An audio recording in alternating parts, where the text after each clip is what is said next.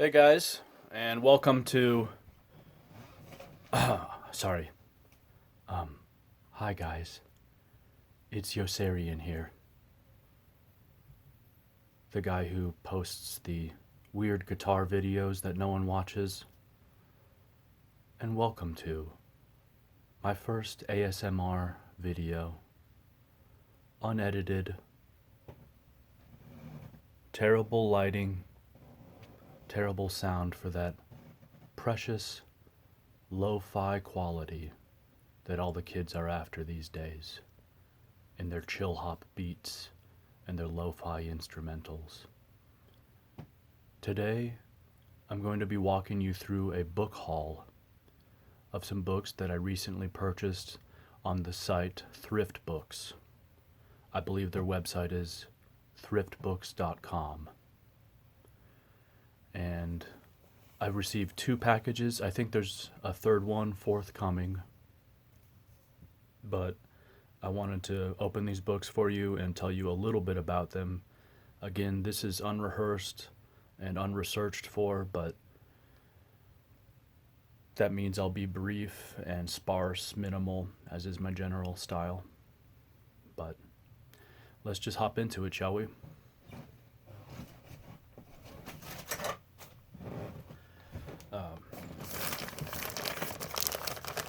This is what the packaging looks like.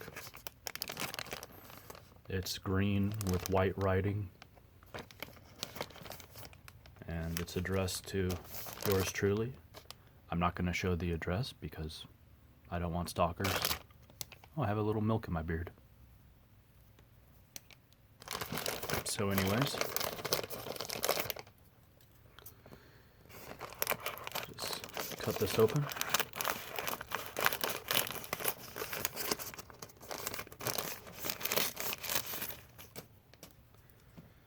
And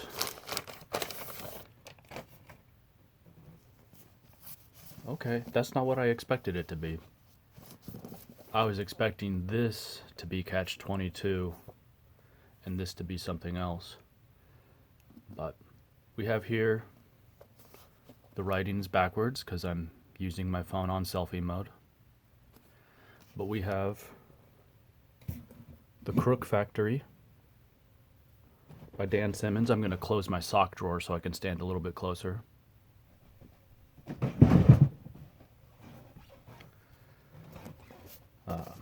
Says here on the cover, wonderful, brilliantly realized, a gripping narrative.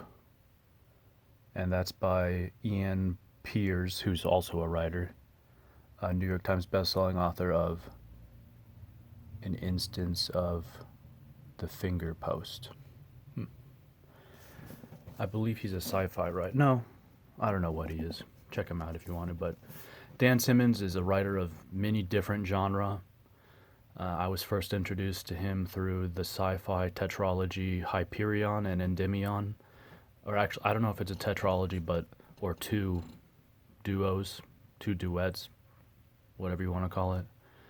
But yeah, Hyperion, Fall of Hyperion, Endymion, Rise of Endymion. I read that 9 years ago now. But this is something I've also read this, and it's about an FBI agent who goes down to assist in Ernest Hemingway's spy operation in Cuba. And it's just, like it says here, a gripping narrative. That's how I would describe it. Read pretty fast when I read it. Let's see more of what Ian Pearce had to say about it. The essence of good historical fiction is not being able to tell where history ends and fiction begins. And in this, The Crook Factory succeeds extraordinarily well. Simmons adds to this a brilliantly realized portrayal of Hemingway, a daunting and difficult task, and embeds it all in a straightforwardly gripping narrative. The result is wonderful to read. So, The Crook Factory by Dan Simmons. And next we have The Lost Weekend by Charles Jackson. This is a drunkalogue, pretty much. If you're not familiar with that term, it just means a narrative of the drunken lifestyle or the drug-addled lifestyle. And I don't know if he quits in this or if it's just him drinking the whole time, but yeah, it's 244 pages, and Charles Jackson is a writer who struggled with alcoholism and was in recovery for a brief time. And I don't want to say anything that may not be true because I don't know, but he may have relapsed at some point. I don't know. But this is his. I read about it first and this isn't from the Hall, but I read it in this book, The Recovering by Leslie Jameson. And let's see what the New York Times book review says about it. And so this review is probably from years and years ago because this book came out in 1944. So then it says his bracketed character is a masterpiece of psychological precision. His narrative method and his subject material combine terrifyingly in a writing technique that transmutes medical case history into art.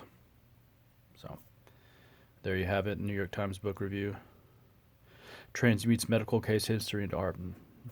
Sounds a little, I don't know, almost grotesque. And I guess it became an award-winning film starring Ray Milland. So yeah, there you have it, The Lost Weekend. Let's get on to the second package, shall we?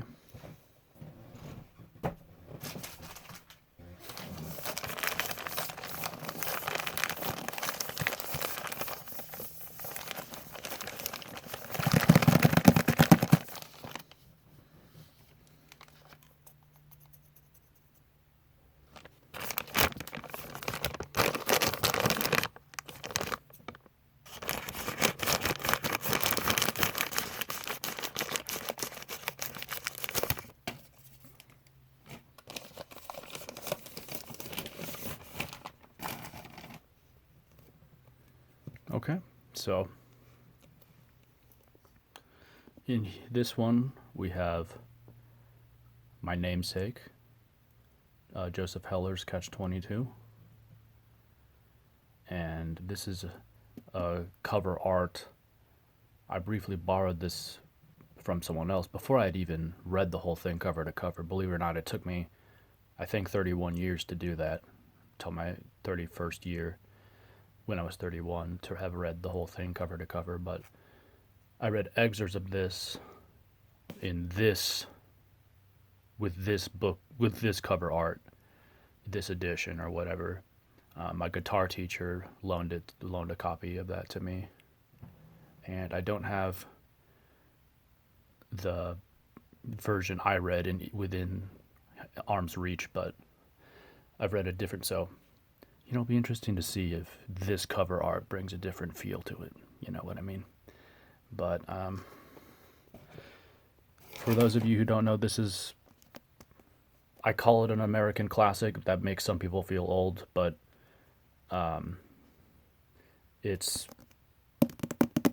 the originator of the phrase Catch-22, which is, a lot of people just say, you're damned if you do, you're damned if you don't. That's a simple way to do it. There's also a more intricate definition that talks about how, like, the solution to the problem creates more of a problem itself, or something like that. But Time said about this, written with brilliance, echoes with mad laughter, magnificent. It's the only Joseph Heller novel I've ever finished, and it took me 31 years to do that. I tried to read God Knows, which is about the biblical David, and I don't know, it wasn't moving fast enough for me. So Yeah, but oh man, oof. Not a big fan. The writing is pretty small, so we'll see. Might take me another 31 years to get through this, but yeah.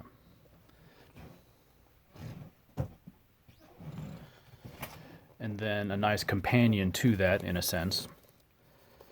Oh, and this one's a little beat up, but is The Namesake by Jhumpa Lahiri, winner of the Pulitzer Prize. I didn't know that. I saw the movie years ago and liked it. Liked the main actor. I forgot his name. Maybe it says here. Nope. But let's see. Again, rather small writing. Not a huge fan. But I'll get over it. I'm probably going to start reading this today. Because I'm in another fiction book, Less, by Andrew Sean Greer. And in that book, he's currently in India. This is about an Indian family, or I think Indian immigrant family. But I'm going to use that as my thread to jump into this. But, and that's a good book too. I recommend it. Let's see what Newsday has to say about this. Memorable fiction. Lahiri's gift is for shrewd insight into character done up in elegantly understated prose. Astringent and clear-eyed in thought, vivid in its portraiture, attuned to American particulars and universal yearnings. So, nice little write-up, Newsday. And then I'll read the first paragraph for you if it's not too long. Oh, it's really long.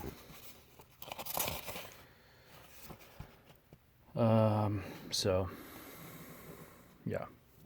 The Namesake. Well, all right, guys. I hope you like this video.